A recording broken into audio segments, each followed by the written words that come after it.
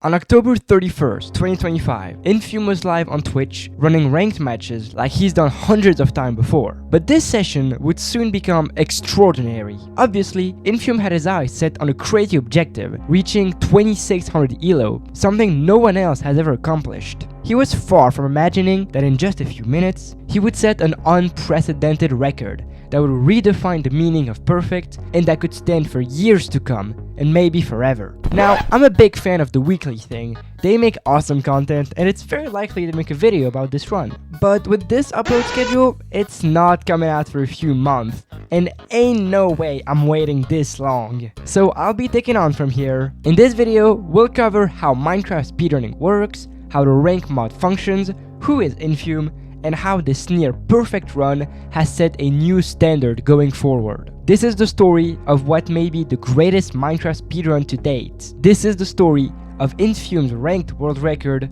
of 547.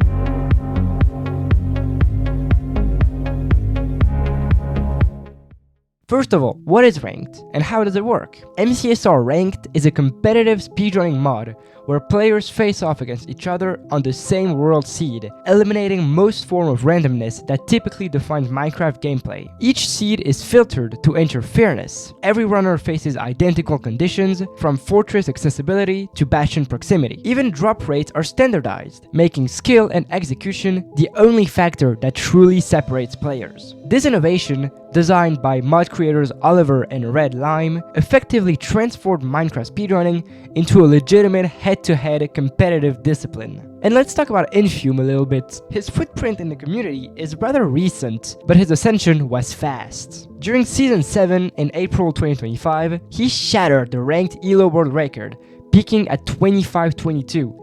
And being the first ever player to pass 2500. Please, please, please, please, please, please, please, please, please. Yes! I've never yelled so loud before, I don't think I've ever yelled so loud before. He easily made playoffs for his season, but in a shocking upset, Retropog knocked him out 3-2 in the round of 16. I mean, this could just kill it here. And it does. Wow. And he's not dead, and he's off the tower, and Infume has fallen, Nerdy, in the round of 16! 2500 elo, it doesn't matter in the bracket. All that matters is who wins 3 seeds first, and Retropog has done that today. I'm lost for words, Feinberg. That is a crazy upset. And this last seed isn't even close. Infume's not even in the end. He's not even in the stronghold. For most players, this kind of loss would be enough to bury your momentum and kill your motivation. But not Infume. He fought back in Season 8, being less dominant in ELO, finishing 3rd in the regular season, but then went on an absolute rampage in playoffs, losing only in the grand final to Hacking Noises. Also for Infume. And he gets it! He gets it! I think that's it! Infume does as well, though! Maybe it comes down to death animation, but Hacks killed the dragon first! I don't know. It's dead for Hacks at 706, and it's dead for Infume at 707! That's playoffs! Hacks! Wow. Finally getting it done! 6 seasons in a row! He takes the gold!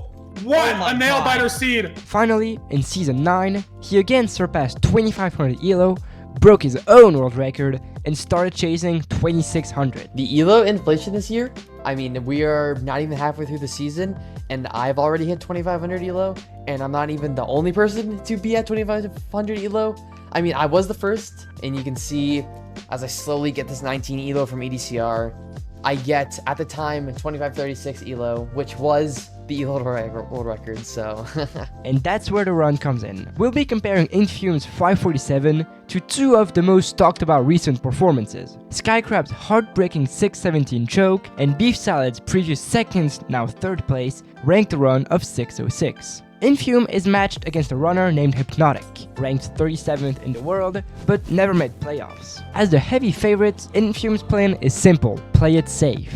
If it comes down to raw mechanics, he knows he'll pull ahead. Seeds and ranked are always one of 5 types, and on this run, it rolled a ruined portal. This is a more difficult and riskier seed type, but it's also the one with the most potential. The great majority of fast runs nowadays come from RPCs, including Skycrab and Beef Salad. But when Infume opens the chests, Oh my god. looting 3, objectively the best item to get during a run. This is absurdly rare, with less than a 0.04 chance in RP chests. The one item that can single-handedly turn a great run into something mythical. This is just such an insane seed because you really never really get a seed with a looting 3 sword and 36 iron. When seeing this, Infume's mindset is completely changed. It's not about being hypnotic anymore, it's about transcending his personal limits and chasing something historic. Now, to enter the Nether, runners need 4 items: iron, wood, food, and blocks. So let's go over them one by one. Some runs require up to 7 iron to proceed, but Infume's rune portal is completable thanks to the obby and the flint and steel in the chest. This drops the requirement down to 3 iron to craft a pickaxe, and conveniently, the chest provides just enough.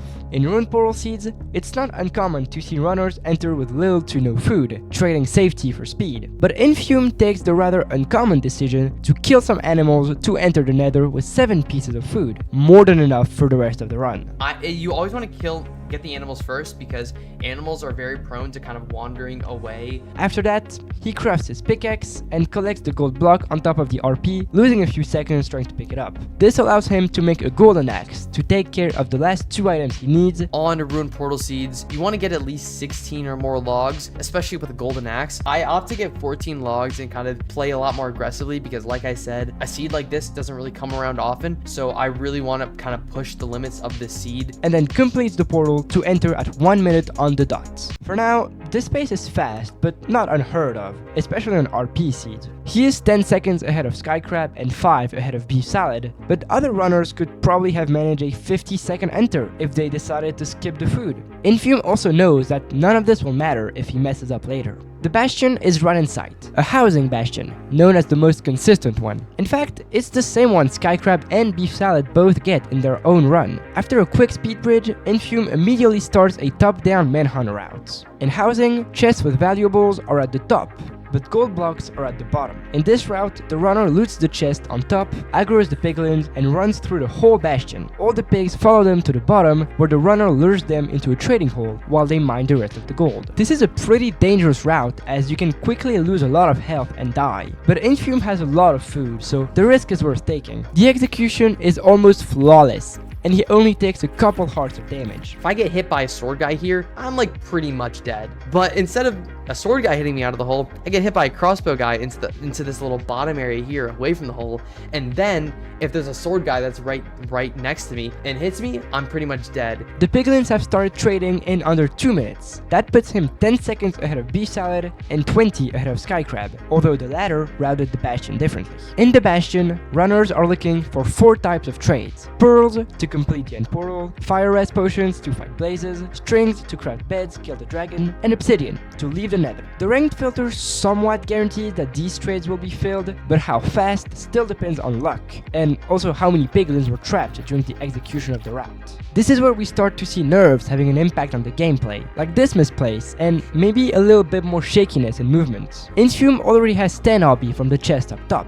I have 11 obsidian already that I pretty much only got from the top chest in this bastion. I can pretty much check my trades, and then I can really just check the direction of the spawner. And when checking the trades, he gets the last 10 he needs, as well as enough fire res and pearls, but less than a stack of strings. Waiting for the trades to finish, he opens his pie chart to try and locate the fortress. The pie is blocked by his face cam, but this boost pie here indicates a spawner in this direction, most likely a blaze spawner. He uses a wide macro to see more of the terrain, but can't make out where the fortress is. When I go check the direction, I see the fort is in this general area. My intuition, just from this little look here, my intuition is telling me this is more open to my left, so I want to check this left area more. So when I go to my wide macro, instead of looking here, I am looking right here because that's where I think the fortress is going to be. But if I just like turn like 45 degrees more to the right and look here, I probably see the fortress. Going back to the piglins, still no extra string. However, he now has enough crying obsidian and glowstone to make respawn anchors that can be used as a substitute of beds. So he pops a pearl, leaving the bastion under 3 minutes, but the fortress is not there. I don't see the fortress, which is behind me where I'm facing right now, and I check around this corner here and I don't see the fortress here, and I see this is all pretty much closed off. I am like 99% certain that the fortress is going to be behind me this direction. He immediately backtracks, throwing a pearl the other way, but this time the fortress is in sight. With 2 more pearls, he gets in at 3:07. He lost some time navigating to the fortress, but this is still really fast. He is 15 seconds ahead of Beef Salad and 20 ahead of Sky Crab. To be clear, this pace isn't unheard of. What makes this run special is the Looting 3 sword. Once in the fortress, he gets 7 rods from 3 blaze skills and builds his first portal all in less than 20 seconds for a blind at 3:33, catapulting this run into never seen before territory. Using the Ninja Brain bot, an advanced calculator that determines the stronghold's location, he pinpoints the exact location of the stronghold, 1,000 blocks away. I'm so nervous. I'm so nervous. I'm nervous, man. I'm nervous, and I say it as well because for one, I think it's kind of funny just to say that, but also I know I'm nervous and I'm getting a little shaky. I just say that because I think for me, cracking a joke helps me, you know, relax my nerves a little bit. So I think if I was more perceptive and if I didn't crack a joke, I think I'd probably send my pearl over to the right a little bit more because I'm able to see that there's a ravine right here, and if I throw it directly this direction, I'm gonna land in a ravine and it's gonna lose me a bit of time. By traveling through the nether, the distance shown in the calculator can be covered in basically 2 pearl throws. And as well, when I'm digging down, my C counter is at 100. And I know if my C counter is at 100 this low, there's most likely going to be like a really large lava lake below me. If I try to dig to Y35 and my C counter is this high, I'm going to fall into the lava and I'm going to have to go. And it's just going to be a time loss that I really don't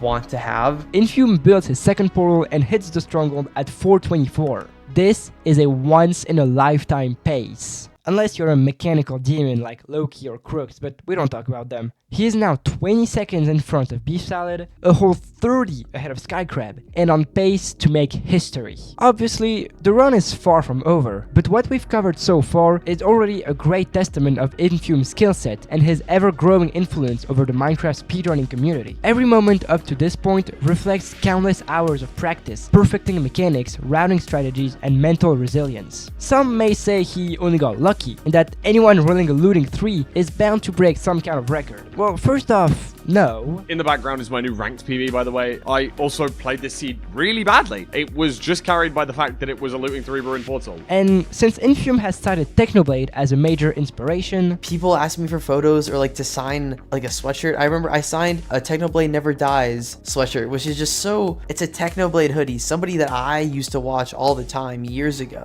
and had a really big impact on me. And I mean, I also was inspired by Technoblade, but I'm not the star of the video, so who cares? I think this quote fits perfectly. Most opportunities are created by luck. It takes skill to grasp those opportunities and turn it into success. You need to understand that this run existed only because this one player rolled this one item, and that removing or replacing either of those 2 elements would mean no record, no glory, and no historic moments to remember. Anyway, we still have a run to finish. I think the best way to enjoy it is for you to watch it at real speed. I've added my own commentaries on it. Think of it as a reenactment of my original reaction. So here it goes. Okay, there's the ice pie. Where's the spike? Ooh, I like this. Yeah, that's pretty good. Dude, it's a 430 stronghold. This is insane. There's light. No! Left. Yeah, there's nothing. Spike. It's this way. The light. Right. No, it's there. Okay.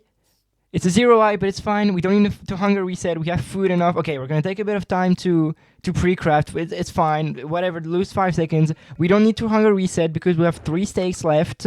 It's caged. Oh, I didn't see the C. But pearl clip should be fine. I think it's pretty good with that. Yeah, that's like a 5-minute end enter, dude. Front dragon. That's like what, 94? Yeah, so we're gonna go 95. Not gonna go something crazy. I think he gets it. Like front dragon 95. I don't see Infume missing it.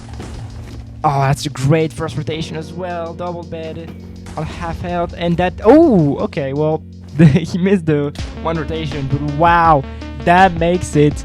And that's gonna be, yeah, low, like 540 something. Oh my fucking god.